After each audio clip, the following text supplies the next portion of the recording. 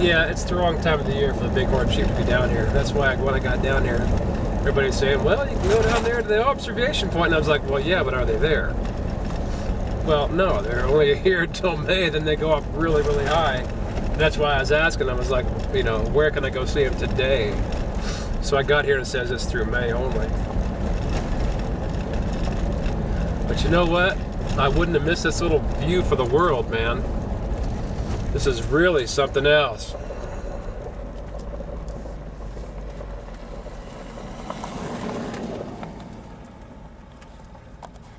I mean, that is exquisite.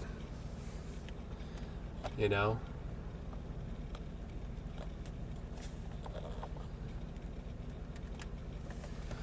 Because it would be better if I got my socks off the windshield, wouldn't it? Ah. They're clean and dry, finally. Whew, these ones are clean and dry and stinky still. Yuck. These other ones.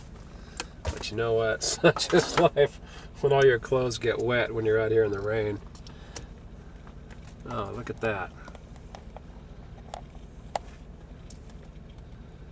There we go. That's what we're looking for.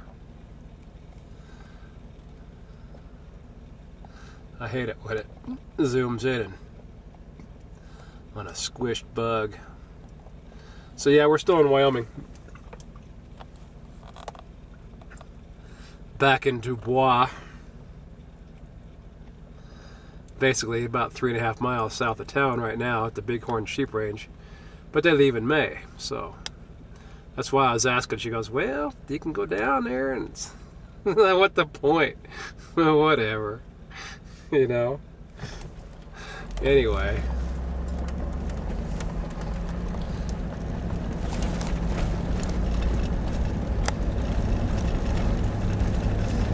It's still fun. It's still beautiful. I mean, I've seen every kind of animal except buffalo. And I didn't have a camera with the moose. So, SOL on the moose. Yeah, this is just some real rugged, beautiful land, man. I'm just loving this. All right, we're back to the main road. Well, we're coming back to just about where we were yesterday when I spent the whole day looking at those mountains right there. So we're only about 5 miles from that turnoff. But yeah, we're back in Yellowstone, just right at the very beginning again. And yeah, it's like, what turnoff will I take today? Man, so here I am, you know, in Teton National Forest for free. I mean, how long can I get away with this? They want $25. Yeah, I mean, I don't mind paying them. It's no problem there. Being it's lunchtime, they said go on in. I might as well take advantage of it until I can't any longer. So I'm going my way up to the actual Teton National Forest right now, and I don't know if I'm going to make it up into Yellowstone because my whole plan is to get over to Gene's to go dredging over in Idaho. And you know, Yellowstone, I could save that for my next trip and just plan on doing that and taking some serious time. So I'm just kind of, you know, cruising through here and just watching out what's going on, and it's like, man, where's the animals, you know? I mean, this is what I'm doing. I'm checking all this stuff out. This is just really cool. I'm out here in the middle of nowhere again in the Teton National Forest, and it is beautiful. And these people drove up next to me. Ah, California! You know Arnold's personally. You drive a Hummer. I mean, that was a crack up. These kids did that and they all started laughing, you know. I thought that was funny. They did a pretty good Arnold impersonation too, you know. Almost wish I had my camera running. That would have been great to get them on film, you know, because they were just cracking me up doing their Arnold impersonations, you know. I love it. I love you guys, you know.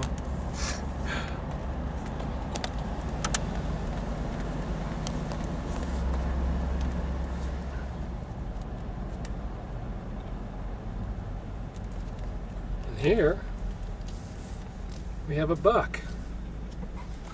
Let's pull this off and take this. We have two.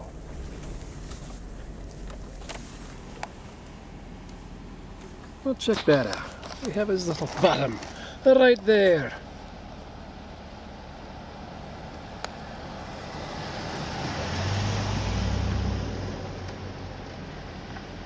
Well, that's just another. Well, we're in a fire area. Pretty much every tree was destroyed at one time by fire, and the rest are still standing. The ones that are still standing have beetles. Wow. It's like, this is amazing. I'm going to back off and do 1 360.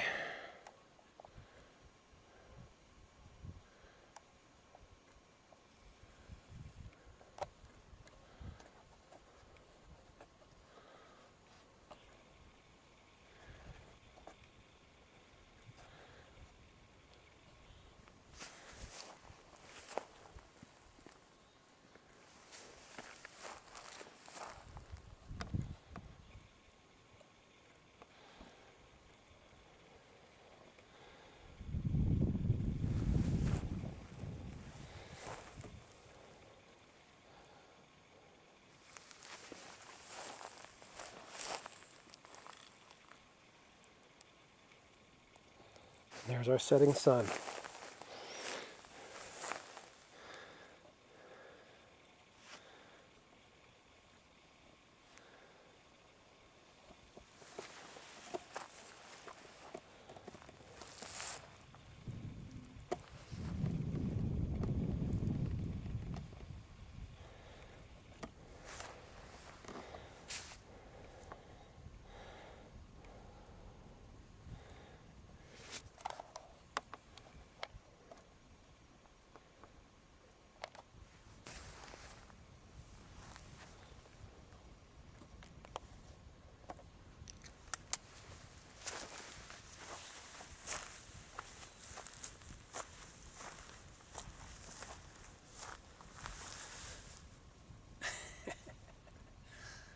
And there's my buffalo, baby.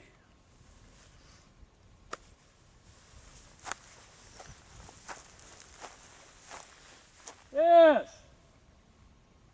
I am here!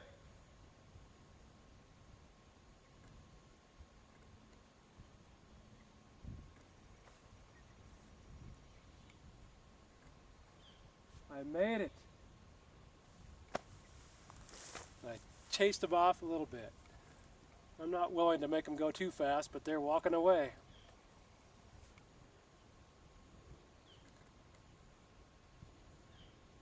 They're going to go gather the rest of that herd, make it 6 altogether.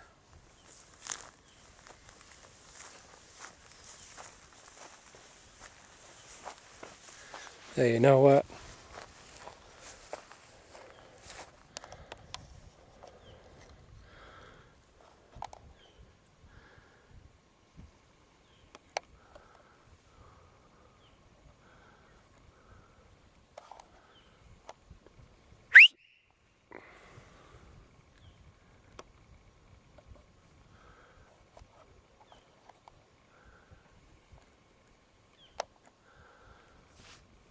I am here. They can see me. I don't know if they can see this far, really. I know they really can't. Don't have that good of eyes. But he's booking.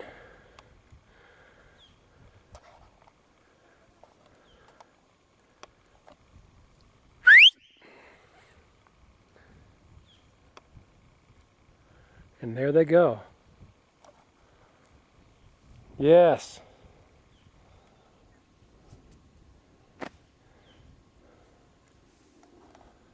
You know what? I used to have them stare me down years ago.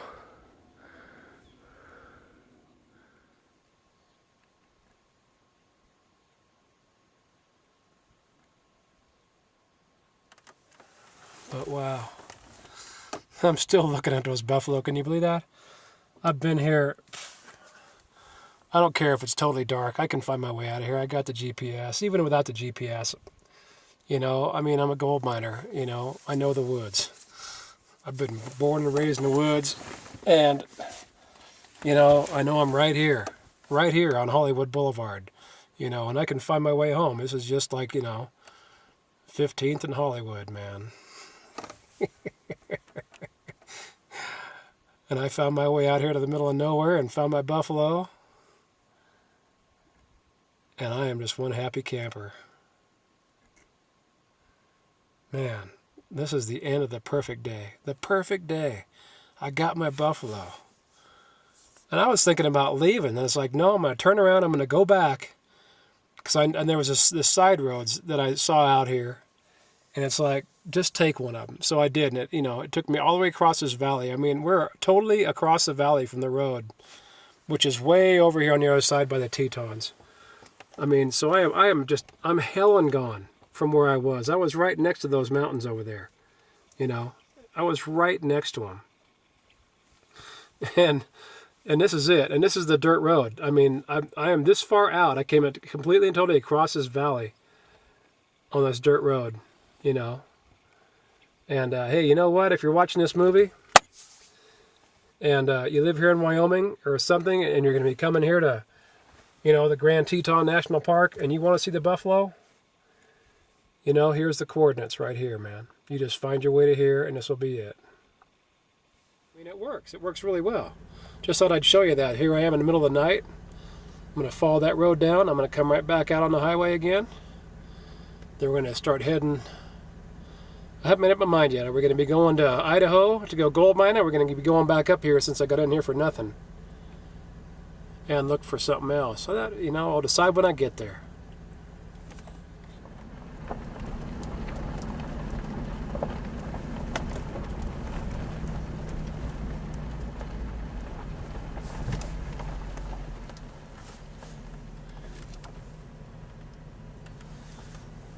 I'm just going to pull this off here.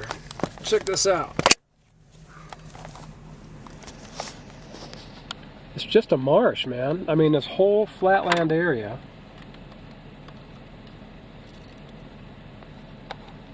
is a marsh. I don't know how those guys can be standing up out there. There they are. I'm just holding it in my hand, so pardon me for the unsteady hands, but it's like, man, there's no way. How are you going to get to them? You know, there's just no way you're going to get to them unless you're up here.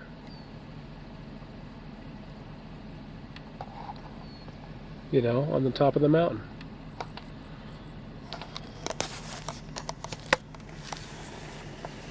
Pretty cool, huh? Yeah, it works. It definitely works. Yeah, I still got to find my way out of here, so. See ya.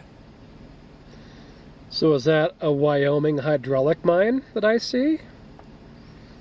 I wonder. Still here, still not quite dark. This is still the same valley. But yeah, that looks like an old hydraulic mine. Maybe they're making some money. Well, you're looking at Jackson Hole, Wyoming. And I had this wild idea last night, about 11:30, when I got to the top of this pass, the Teton Pass, so I was going to stop here so I could film this today, because this is about the steepest pass ever been up.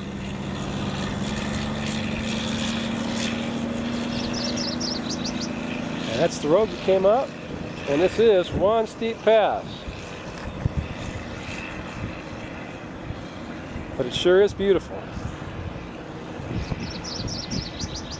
Sitting right here.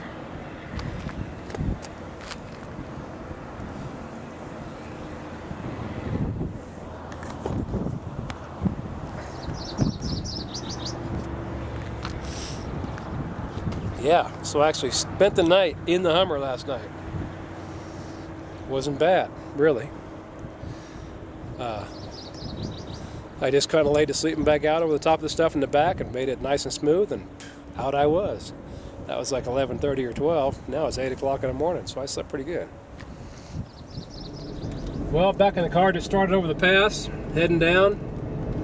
Like I said, this is the pass. This is probably the steepest pass other than, you know, the old Donner Pass Road, which is probably about the same, that I've ever been across, you know. And I got about 6 or 7 hours it's going to take me to get to Gene's place. Oh, I guess I got to put on my seatbelt again. I already knew that. I just wanted to get going because there was no cars coming right then. So I just took off from the top of the mountain.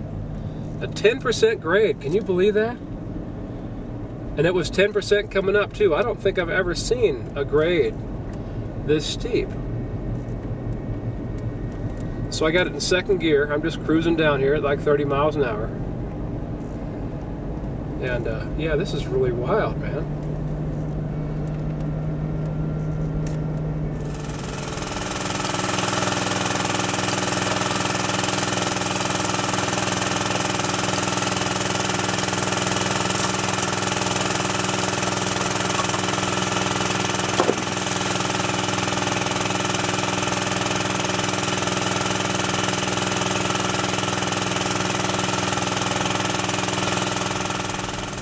This is one of the most beautiful passes I've ever been on, too. Looking over into Idaho. So the Tetons, somewhere in here we get into Idaho. I'm not exactly sure how far. But we're, you know, just a few miles from the Wyoming-Idaho border. Oh, mile 13, so it must be 13 miles. Yeah, this is really cool. Well, so we got more road work. Time for me to shut this off. And oh, hey, look at that. Welcome to Idaho.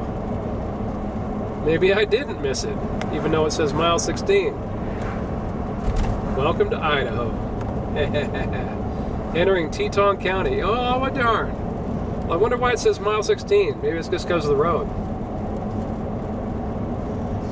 I'll bet you that's it. This will be mile 1. Idaho Falls, 70 miles.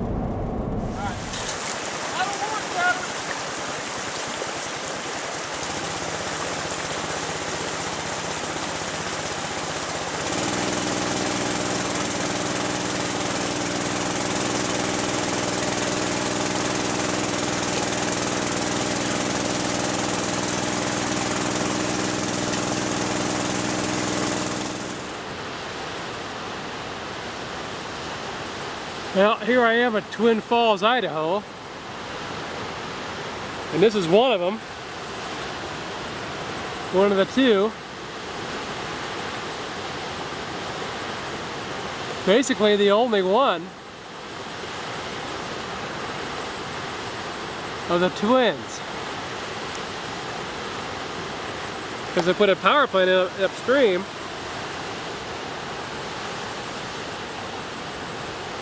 The second set of falls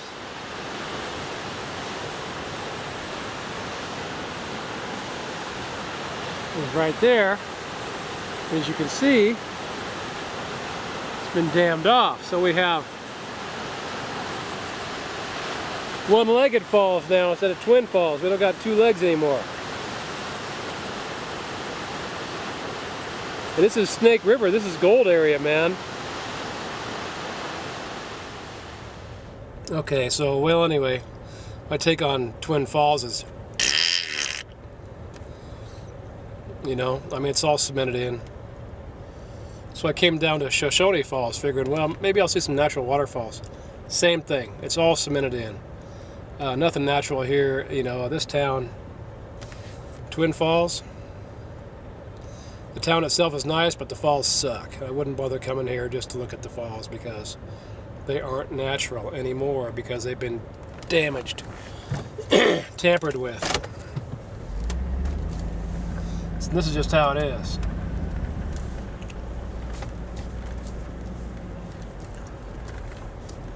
And I mean, you can pay $3 to go down there, you know.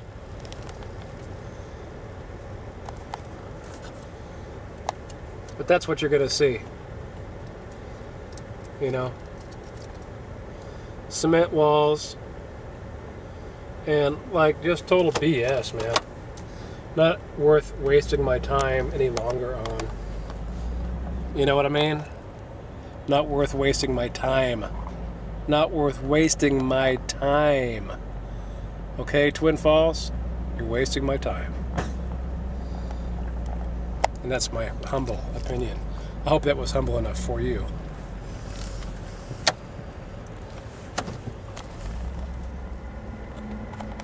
Well, we got a little fire. The Bowie plane just dumped off its load. Pretty cool.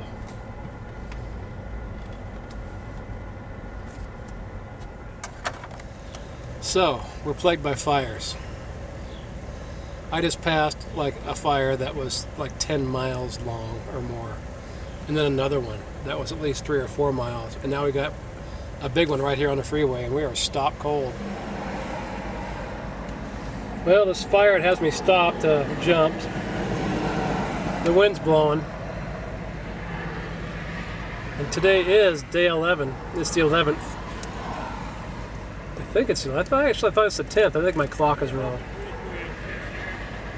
Yeah, it's Tuesday, July 10th at 3:27.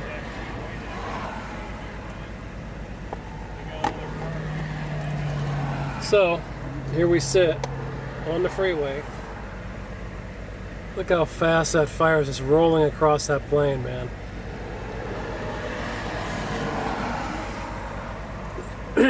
Talking about get up and go there.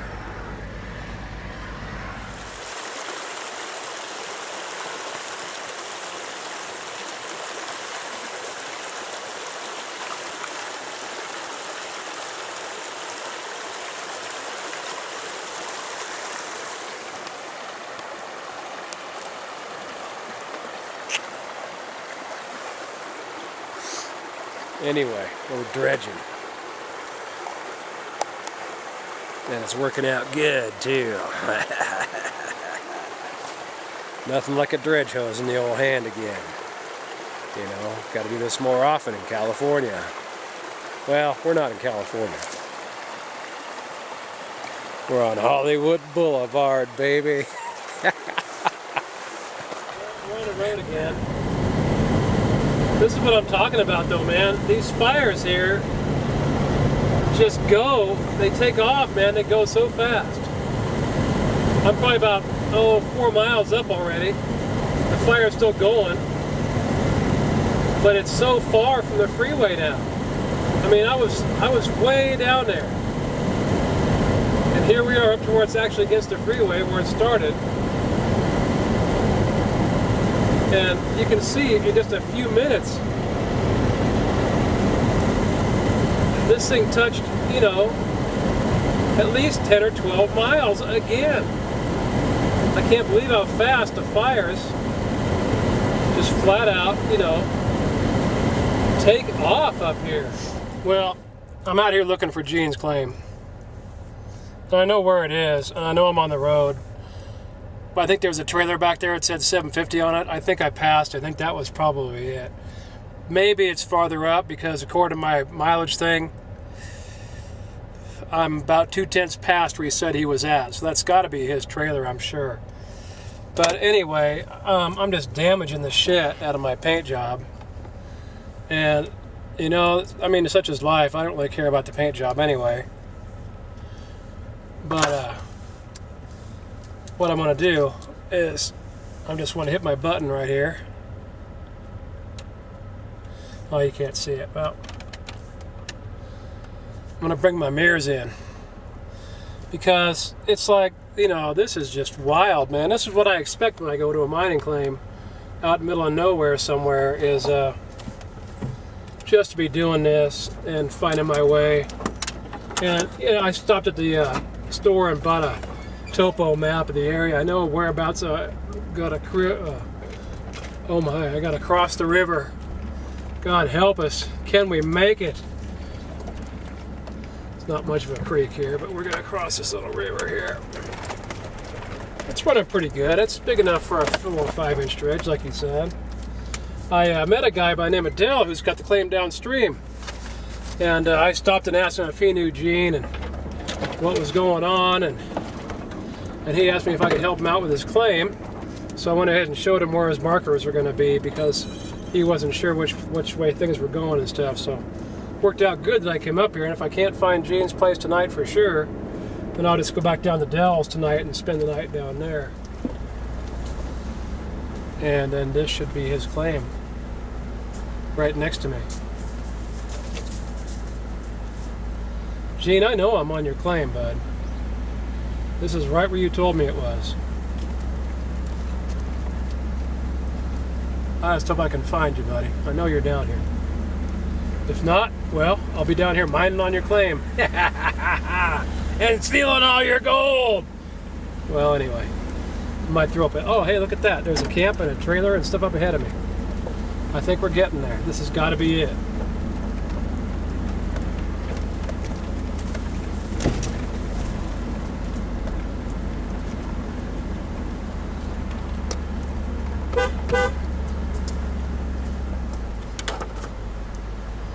Always sound the horn before coming into camp.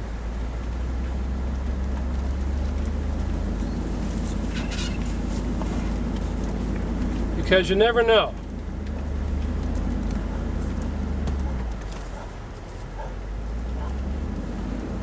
That's him. That's him. That old son of a bitch.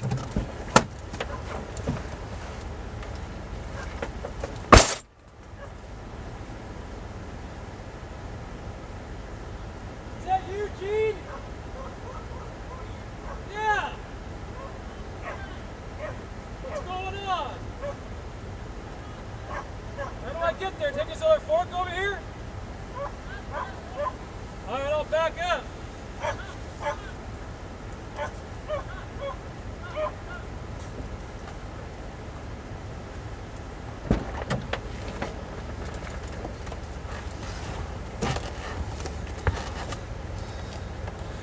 Yep, that's him. What'd I tell you? Well, I knew I was here. I just knew it, you know. Get my mirrors so I can back up. And hey, you know what? I'm home for the next couple weeks. Pardon me. We're going to cross the creek again. No big deal. Oh, look, I haven't done this about 5 or 6 times already.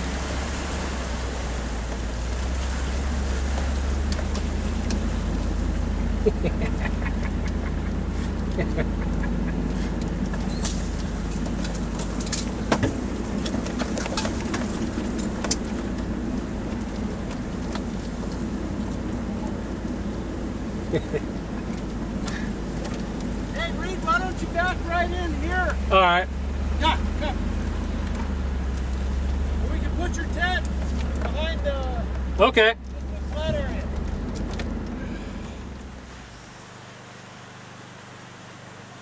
Yep, we're sitting down here, found Gene. Day 1 in Idaho, going gold mining. Got the camp light, the camp all set up. It's 11 o'clock. We were talking for a long time tonight. It's been a long time since we've seen each other. Had a good time. Let's get some gold.